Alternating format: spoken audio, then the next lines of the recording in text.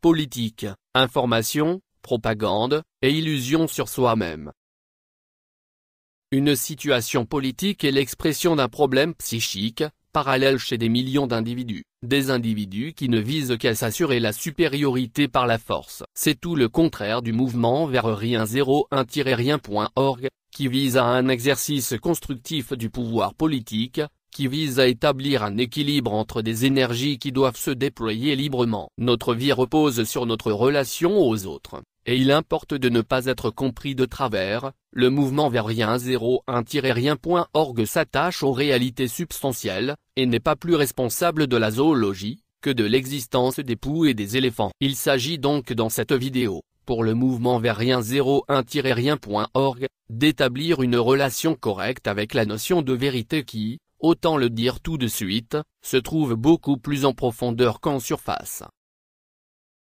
Qu'est-ce que la vérité? Si la vérité est toujours relative à une situation déterminée, les institutions de communication de l'information, qui ont remplacé la parole et les écritures des grandes religions qui étaient les médias d'hier, sont comme on dit encore aujourd'hui, à la base des grands-messes de l'information. Il est vrai que certaines recherches, certaines enquêtes journalistiques, sont couronnées de succès et ce, lorsque leur concept est empirique. Mais sitôt qu'une information est teintée de philosophie, elle cesse de s'accorder à des faits scientifiques et à tout moment vérifiables. Pour l'exemple, pour une raison de pure géographie, une information X qui n'est pas un fait vérifiable par vous, dont vous trouvez par ailleurs une version Y affirmant son contraire, n'est pas pour autant basée sur des faits qui n'existent pas. Elle est basée sur des faits dont on ne peut savoir qu'une chose, c'est qu'ils sont interprétés. Le fait qu'il y ait interprétation est en soi une sacrée information. Mais si ce qui détermine le contenu des faits, reste, objectivement, une phénoménologie dans un ensemble, alors qui nous dira si une information est ou n'est pas objective?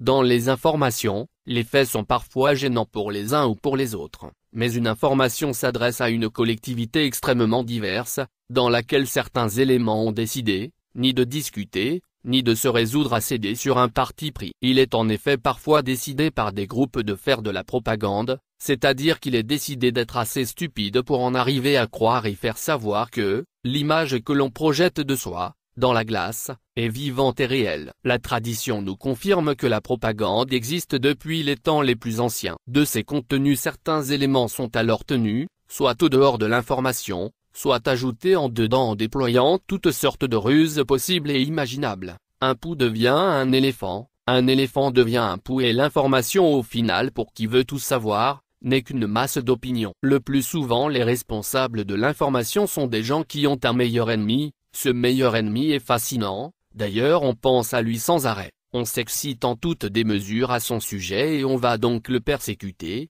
car la haine a trouvé des motifs respectables pour s'exprimer. Cela ne signifie pas que les personnes haïes ne soient pas haïssables, mais cela montre surtout qu'on ne se montre pas raisonnable envers elles, cela montre surtout qu'on n'a pas le bon sens de les éviter. L'exagération a au fait d'en faire avec beaucoup d'émotion la source unique du mal. Si l'on s'intéresse à l'actualité, au quotidien, cet ennemi est l'islamisme, cet ennemi est le sionisme, sujets sur lesquels les disputes épuisantes surviennent aussi facilement qu'il est facile de projeter sa propre ombre sur autrui.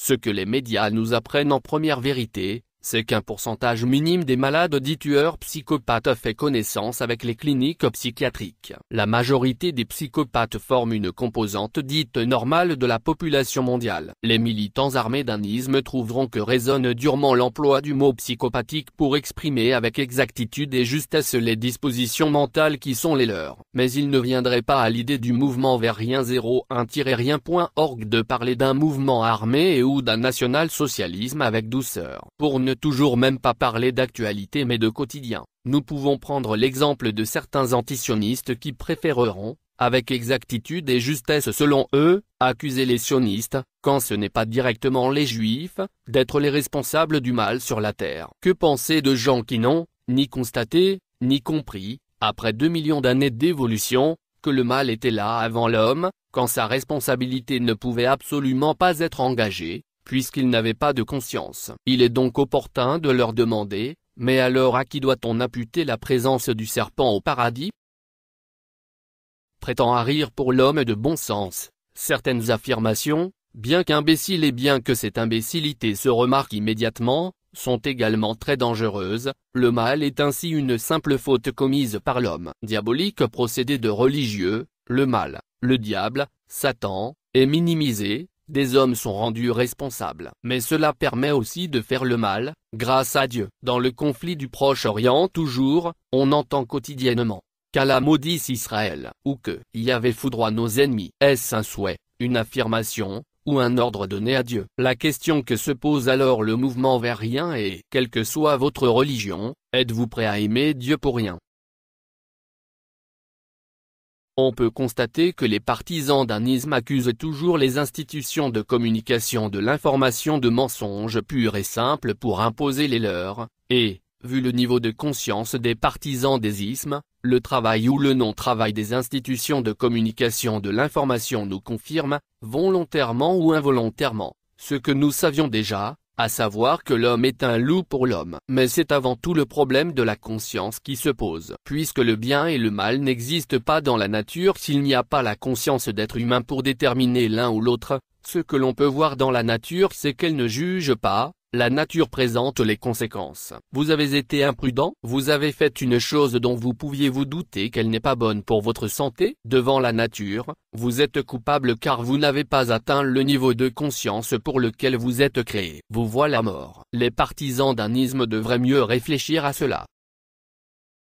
Pour finir, est-ce donc uniquement grâce aux institutions de communication de l'information qu'on peut dire aujourd'hui que l'homme est superflu pour l'homme, quand il n'est pas un loup pour l'homme et, dans la foulée, les institutions de communication de l'information sont-elles entre les mains d'une ou plusieurs nébuleuses partisanes? Vu l'état mental pour le moins nébuleux de la population humaine, il n'est absolument pas besoin d'aller chercher bien loin une nébuleuse quelle qu'elle soit, le nébuleux, le malpropre, ce qui est le plus repoussant. Vous ne risquez pas de le voir un jour si vous ne voulez pas le voir, il ne s'agit que des grossières illusions que vous vous faites sur vous-même et sur vos ismes. C'est pourquoi, jusqu'à plus ample informé, il est grand temps de vous mettre en mouvement vers rien.